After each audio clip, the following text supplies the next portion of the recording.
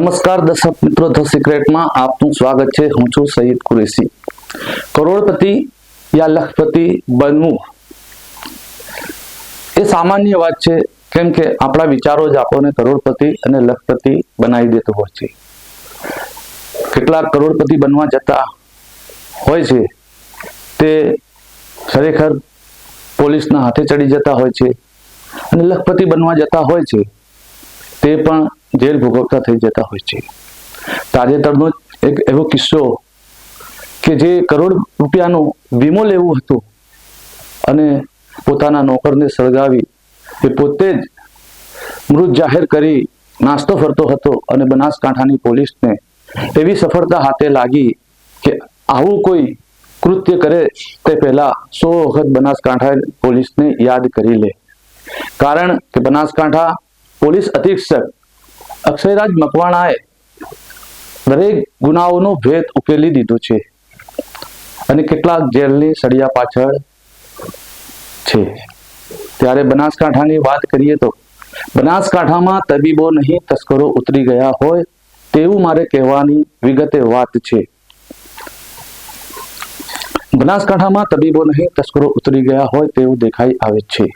દિન પ્રતિદિન વધતી જતી અવનવી બીમારીમાં સપડાતા નિર્દોષ લોકોને લૂંટવાના કારખાના ખુલી ગયા છે એ વાતની ગવાહી આપતો હોસ્પિટલનું વિજ્ઞાપન છે।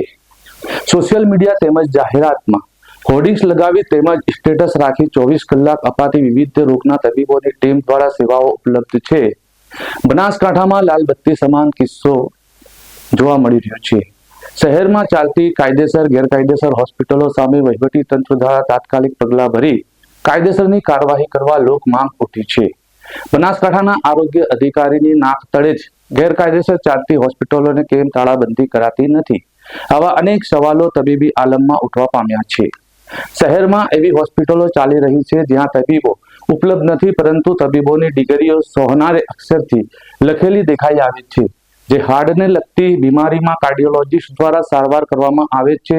Neurosurgeon and neurospine, orthopaedic, MD medicine, general surgeon, critical care specialist, ICU and trauma centre વગેરે વિવિધ રોગોના નિષ્ણાતોની ટીમ દ્વારા 24 કલાક સારવાર ઉપલબ્ધ છે।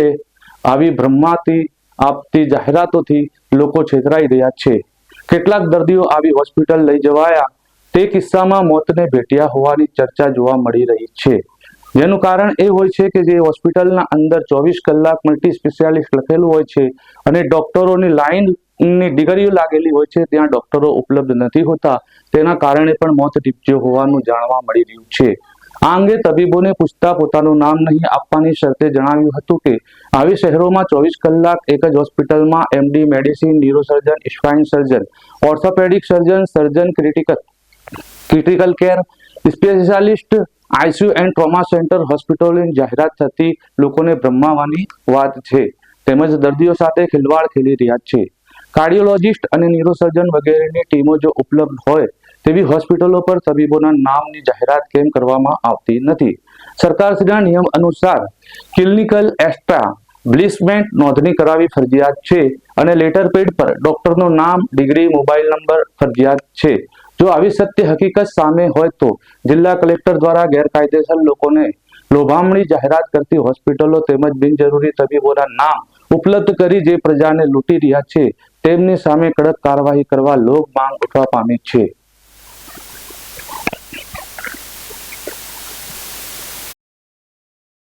જે હોસ્પિટલો ચાલે છે અને જાહેરાતો કરે છે ભ્રમાવાની લોકોને, ત્યાં ડોક્ટરો ઉપલબ્ધ હોતા નથી, અને તે લોકો જાહેરાતો કરીને લોકોને ભ્રમાવી રહ્યા છે। ત્યાં લોકો કેટલા મોતને ભેટી રહ્યા છે, આ અંગે તમને કોઈ કાર્યવાહી કરવાની જરૂર જણાય છે?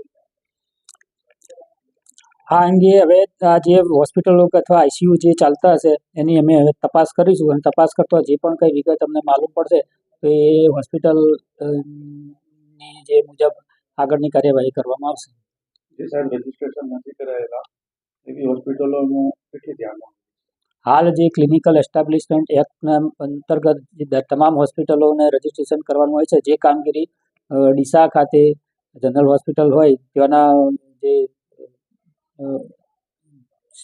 અધિક્ષક CDMO તરીકે જે હોય એમને આ કાર્યવાહી સોંપેલી છે તેમના દ્વારા કાર્યવાહી અત્યારે કરવામાં ચાલુ છે.